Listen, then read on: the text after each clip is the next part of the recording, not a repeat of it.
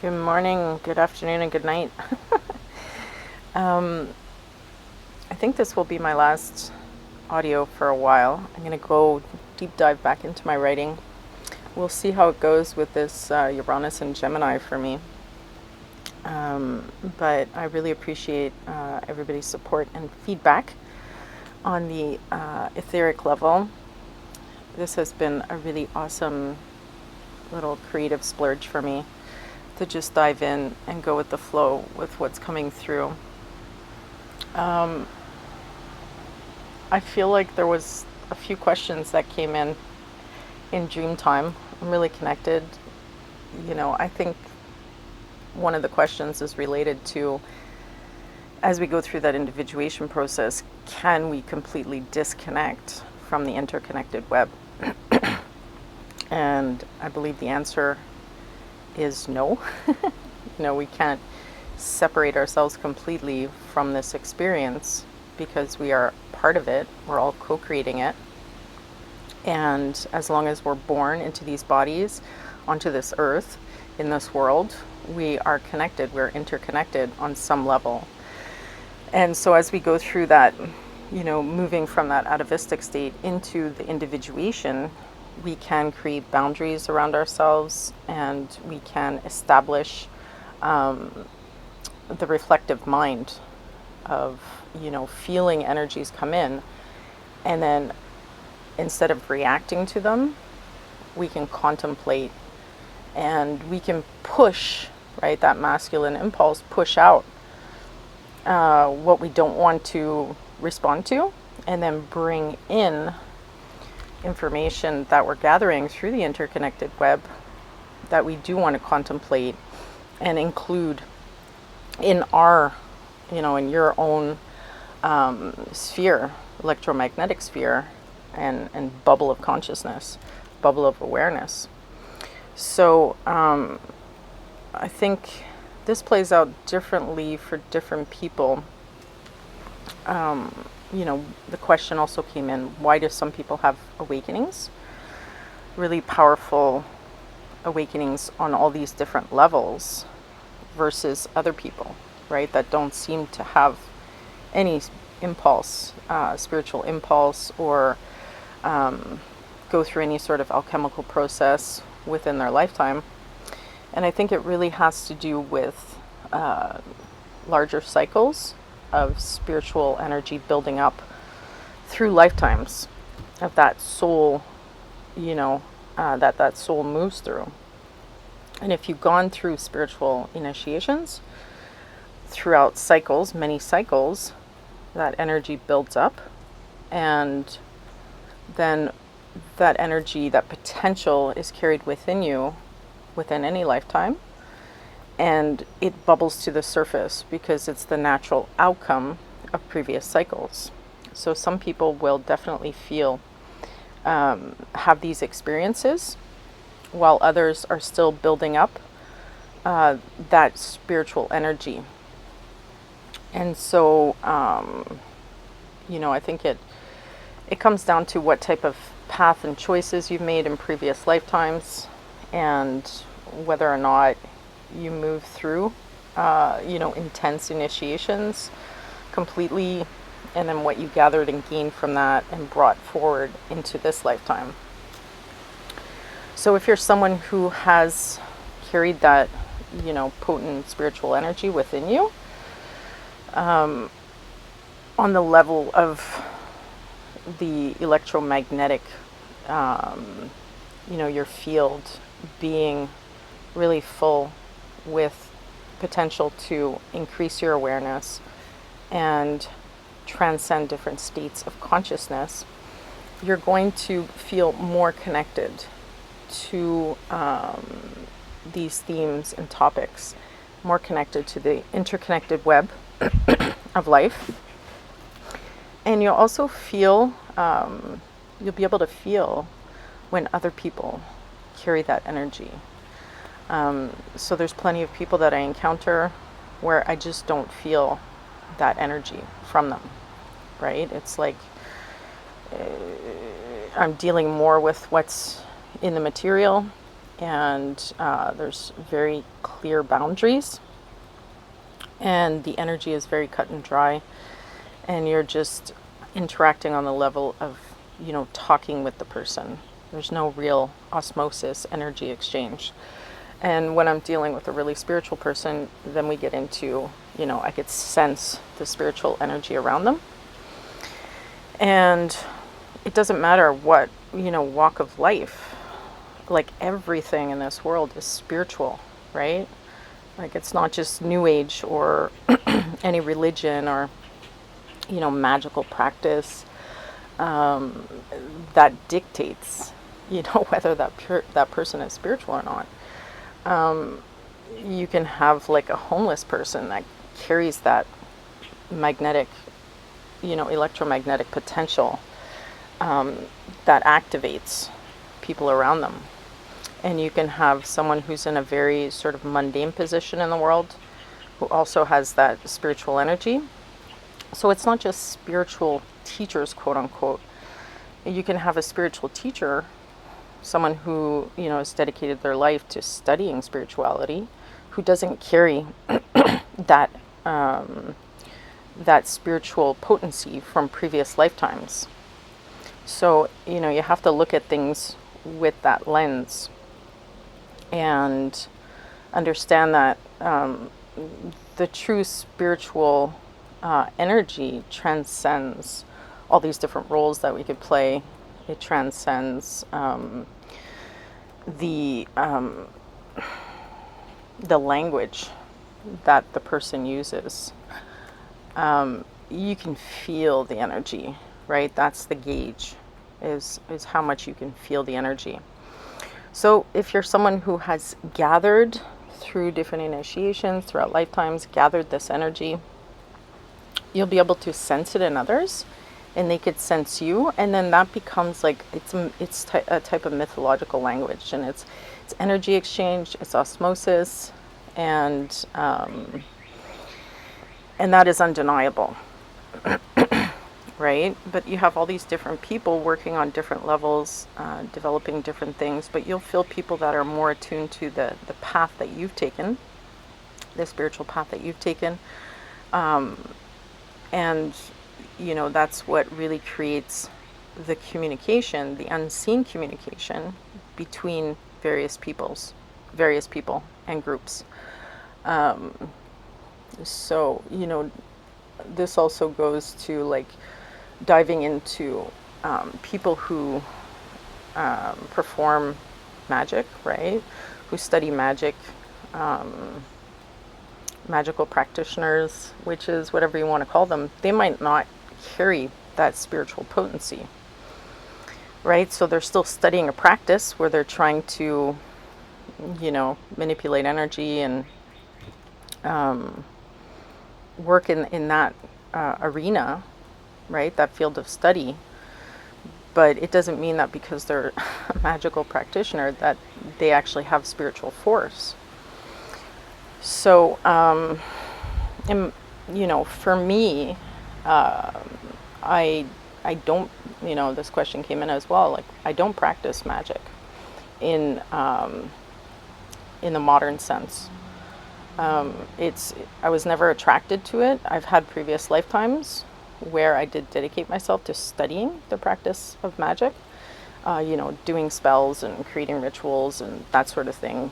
But I lived through that cycle, understood what that was, and then moved on from it.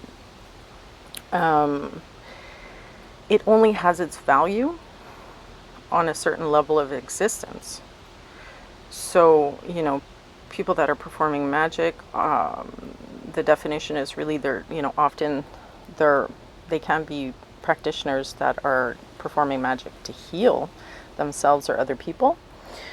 But often in our modern times, people are performing these magical rituals to try and affect the field and the outcome, of their lives, right? What they can get for themselves.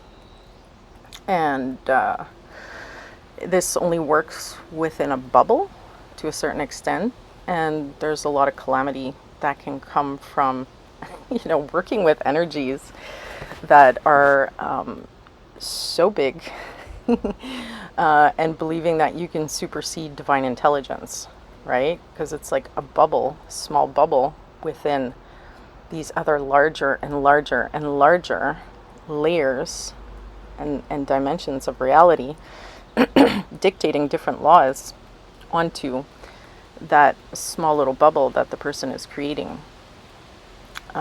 So because of this knowledge, I don't really practice that. And also because, we got to look at the definition of shamanism. And shamanism is usually defined as someone who comes from indigenous lineage, who can interact, can go into different states of consciousness to interact with elemental spirits, land spirits, water spirits, and other larger pockets of energy that are, they're working with those energies and the ancestors to help guide the community and to help bring healing and balance into the community. So, that is one specific line of, the esoteric, working with the esoteric and the unseen realms. And I personally have, I think a lot of people have indigenous blood that just don't realize it. I have one of my lines of my family comes from indigenous blood on my father's mother's side. And I think that has influenced who I am in a really big way. I work with those ancestors. They've been prominent throughout my whole life. And even as a child, I was sent away to go spend time with my grandparents, my grandmother. And so a lot of the lessons that I was taught as a child, come from her. And it was always about healing the larger collective, right? Not a lot of people know this, but she used to write, she used to send in articles to different newspapers on, some of the research that she was doing, what she'd discover about different products and how they were they're harmful. And so she went under a pseudonym, which was very common in that time. And, but she was this incredible woman, and she was a huge writer and stuff. And she was a warrior and fighting the good fight. But not many people really knew that about her. And in her mundane life, she was just, seemed to be an average housewife. So coming back to, what kind of influences we have, we have to look at like all of these things that go back, within our blood and bones and what we've been influenced by. So, anything after the first century, like any magical practices that came after the first century, for me are completely,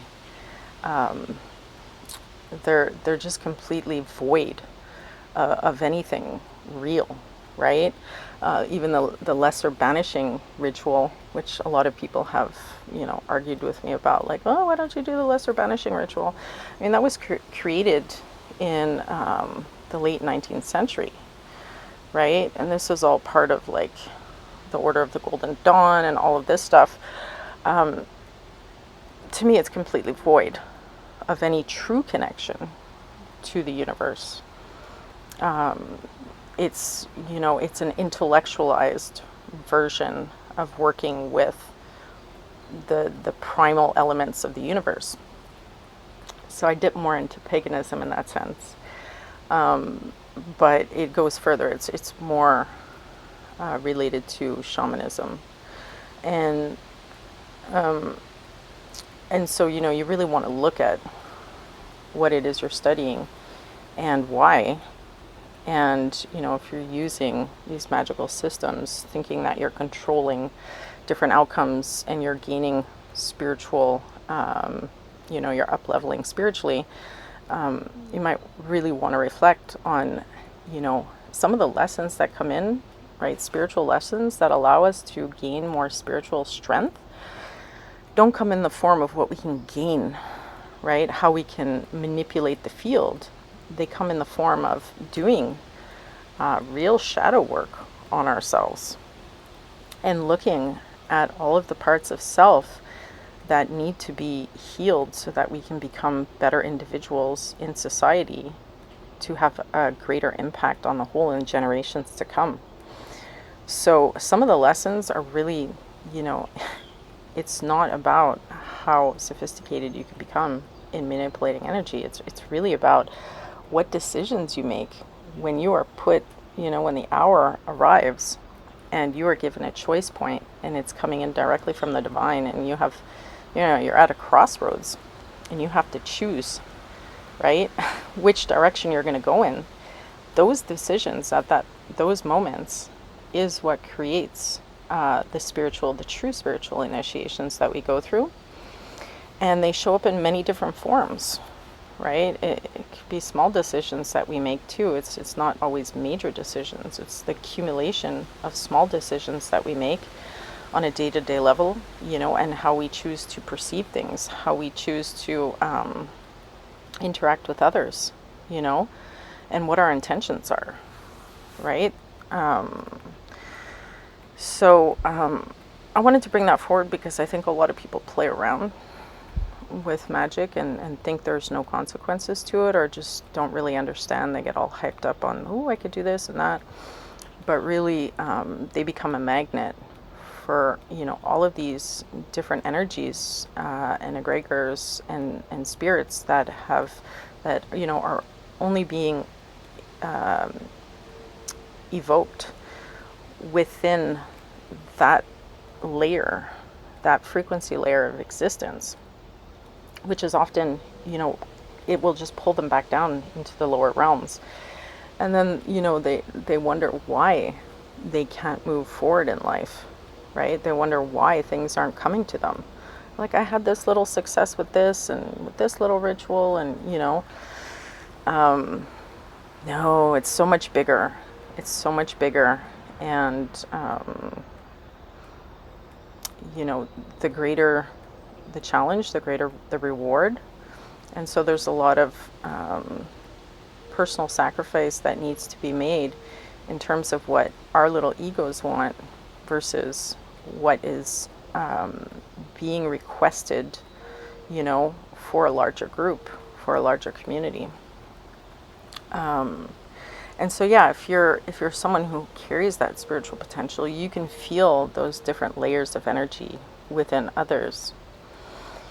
So another question that came in is regarding, because I've spoken a lot in the last few days over the masculine and feminine energies and the counterparts, and, how to determine what energies, like if you do have that receptivity and you do have that spiritual potency, you'll be able to feel other people. So if you're one of those people, then you can look at the different layers, the quality of energy that's coming in. And so you can determine who in the masculine, if you're a feminine, who is a good match to work with, just based on that layer of energy, what they're activating in your field, right? So you want to turn to what the sensations are. For me, the highest level of, potential for the best outcome is, it's a warming energy that comes in, and it's a warming energy that connects to the root and the sacral, but then also connects to the heart. And it's a warmth. Okay, so a lot of people, a lot of people that are still going through different lessons, masculines that I'll interact with, I can feel all the different qualities of sacral energy. I'm a generator and human design manifesting generator, and so I can especially attune to the qualities of energy in the sacral People who are, their authority is the solar plexus or whichever, is going to feel it in those different areas, like the quality of emotions, right? For people in the solar plexus, for me, it comes in directly into the sacral. And, a lot of masculines are still working through lessons regarding lust, right? And money and security. They're all connected, they're interconnected. And that's, really tied into their creativity, their own personal creative potential. And so if it's a pulling energy, and it just feels like it's pulling, like it's grasping, well, they're still working through those lessons, and it's not a good match for you, because you don't want it to, you want to find something that is reciprocal in nature, that flows, and that isn't draining, right? So I also want to add in here that if the energy feels like it overwhelms your whole system, like it comes in and overtakes your whole system, like you're being swallowed up by a larger energy, that is to me kind of like a codependent energy. And so you will not feel like, it won't be balanced. It won't be, again, that balanced reciprocal energy of give and take. If it's pulling or if it's overwhelming, they're both kind of imbalanced. If you're interacting with someone and then every time you're finished interacting with them, you feel drained, it's like, it's a no-brainer, right? Duh. But fine-tuning to your gifts, you can find out where you sense the most, what channel within yourself, what node within the nervous system is most activated for you based on your blueprint, and then you're using that node to really read through the energy. What I refer to when I'm speaking about these nodes are really like the gates, if you're looking at human design, or just in general the stargates, which represent those planetary nodes which we are most activated with, that provide the most information for us on these levels. People could change, right? You can feel one level of interaction and then they go through different initiations and they come out on the other side with, different choices, impact their bioenergetic field differently, and then you sense them differently. Everyone is constantly evolving and changing, and no one ever really gets pigeonholed, because we're here in this life until we die. So every choice we make changes the data within our own bioenergetic field. And so we have to give people the room to grow, and we have to honor our intuition, honor our gifts and our senses, and really give it a language, right? Because languages, whether you're talking, it doesn't matter what language the person is using. They could be using some form of religious language, of some intellectual school of thought, philosophy, the whole New Age languages, the galactic, all these different pockets of ideologies to express ourselves are really pointing to what is deeper within. It doesn't matter what language they're using. The language is just a structure, okay, to explain a concept which then defines an experience on a sensorial level. So, you have to have the eyes to see through, things are being said in many different ways, but they're all pointing to the same root essence experience. So, coming up with your own language for yourself, forget about these structures that society has created. You can come up with that language for yourself based on what you're sensing, to better understand yourself and to understand others through. And of course, you have to be scientific about it. You have to test the field. You have to get confirmations. You don't want to go into illusion with this stuff. But when things are confirmed over and over and over and over again, you can come to a place of confidence, with that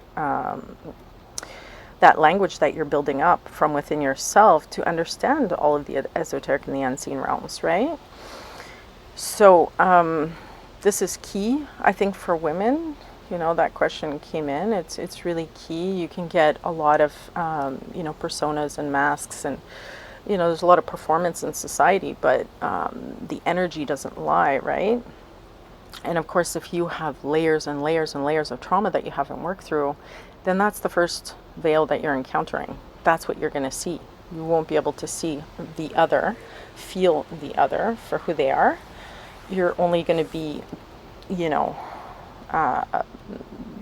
bouncing, that trauma is only going to be bouncing back to create your perception. I just want to quickly add something in here that's important, and it's that, we're always going to be attracting people into our sphere that meet certain levels of lessons that we need to go through. So if you've already gone through certain lessons, those people kind of bounce out of your field, right? And so if they're in your field, it means you're still addressing trauma that connects them to you or you to them, which is that, that the trauma bonding that is actually, some sort of divine intelligence within the universe that brings people together to learn specific lessons. So, the key is to not focus on the other's behavior in those situations. It's really to look at the self and then to work through what it is that's within you that is maintaining those frequencies that then pull in similar frequencies within your field, within your sphere of experience of what it is that you're encountering. So you have to work through all that stuff, which is, again, what builds up the spiritual potency. It's not that if we don't do that work, then, we could do all these practices, and create these rituals in our lives to, to get the results we want, but they're not going to be lasting, right? They'll be fleeting.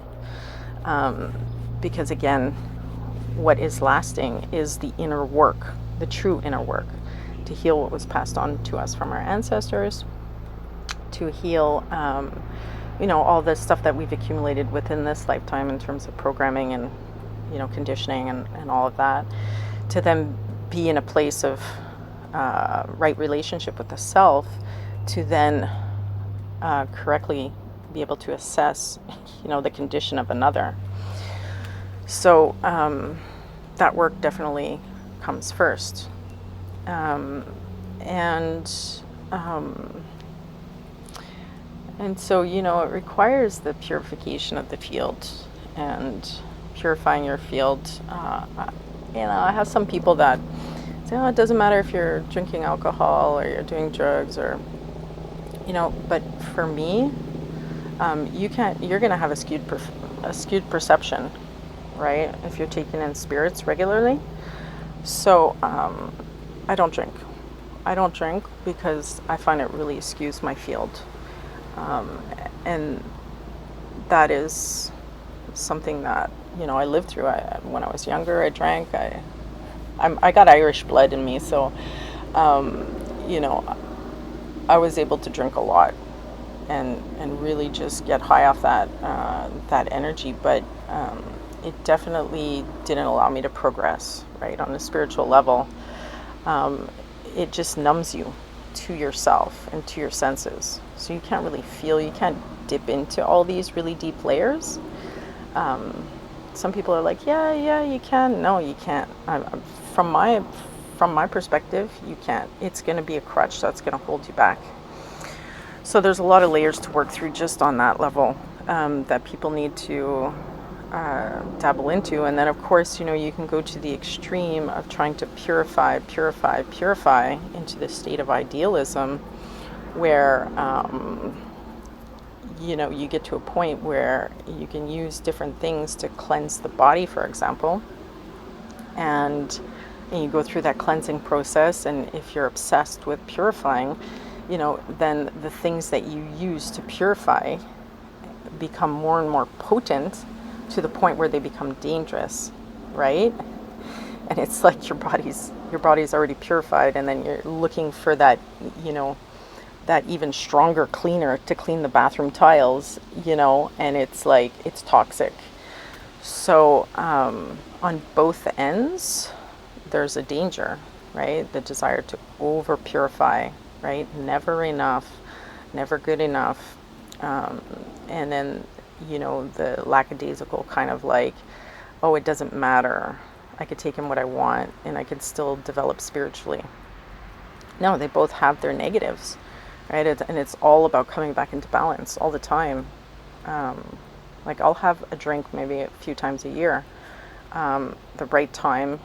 I like mead. I like champagne. If I'm at an event or something like that. But as soon as I allow myself to get into a routine, like in the past where I'd be like, oh, I'm just gonna, it starts, the spiritual energy starts to dwindle. Like it doesn't allow for me to feel into all these different layers within, to work through deeper and deeper lessons, right? To crack through those layers that are necessary to come into wholeness, right? And to activate your field. So I think that was pretty much what I wanted to bring forward. I'm going to add something in here about, answering one question about what is more powerful. Is it, protection and defense versus offensive, spiritual warfare? And both of them have their value, right? And it all depends on the situation. But they are both equal in what they can accomplish.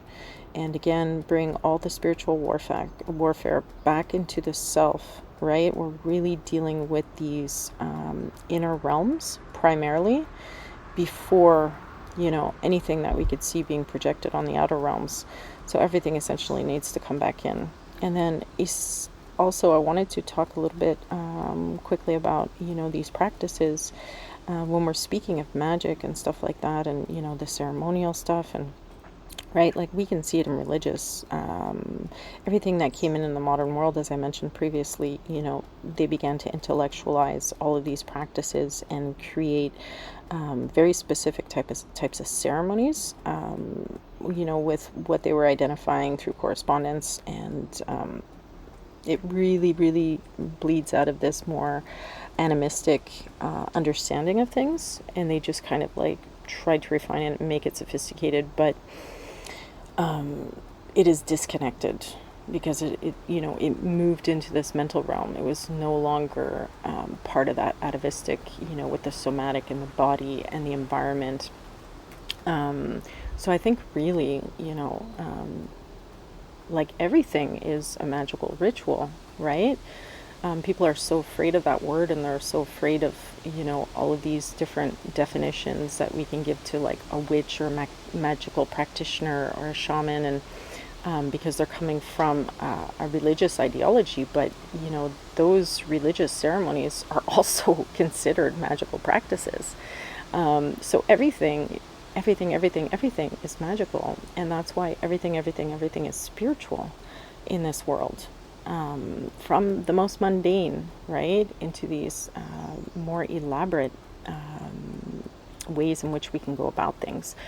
But your life, I think the most important lesson is that your life is a magical practice. It is a ritual, right? And it's basic. It's like, what do you eat when you wake up in the morning? What time do you go to bed? What sort of exercises do you do? What, your health practices, and, your goal orientations, right? What is it that you're trying to accomplish, and why? And every action that you take throughout the day is creating a magical ritual. It is your ritual. It is who you are. So the universe is magic, and it is interconnected, and we cannot separate ourselves from the interconnected web, just like we cannot separate ourselves from our choices, right? Even a no choice, right, is a choice. And so all of this is, the stigma around the language needs to be eradicated, because every single person on this planet is performing rituals every day, just by their routines, their daily routines, and what they're choosing to do, what they're choosing to say, how aware they are of their thoughts, and what they're choosing to think, what they allow into their mind and what they disallow, right? We have the potential to choose on that level. Not a lot of people are there at this point. Things just flow in and they're not really aware of what's coming into their mind, but that's when you get into the real unseen aspects of it. But even for those that are completely unaware and disconnected, they're still performing magic. It's just magic that there's no consciousness in it. There's no conscious awareness to it. It's just done unconsciously, and so results are produced.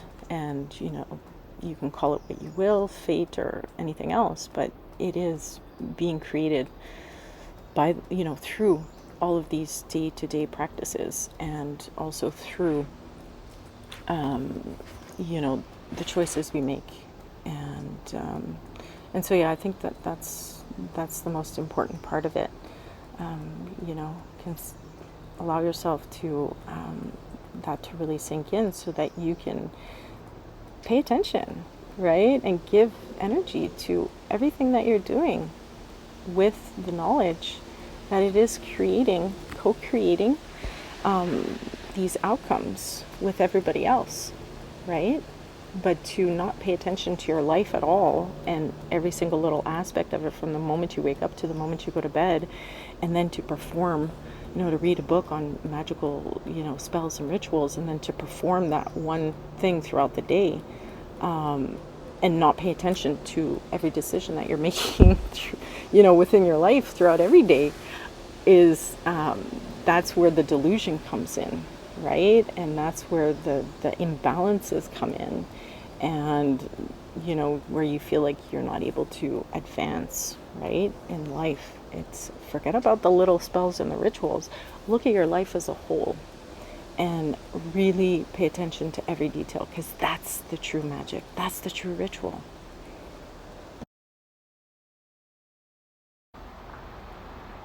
Yeah, I guess that's it. Let me just think for a second. There's a lot more that I've been going over in my mind, but I'm gonna put it down on paper. And I really like writing, and that's my other, mode of communication. So I might come back on. I might come back on in a little bit, but I'm just going to go with the flow with this.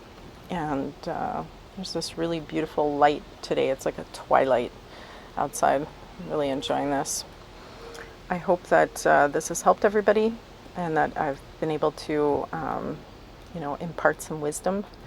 And I'm wishing you all a great day, week, month.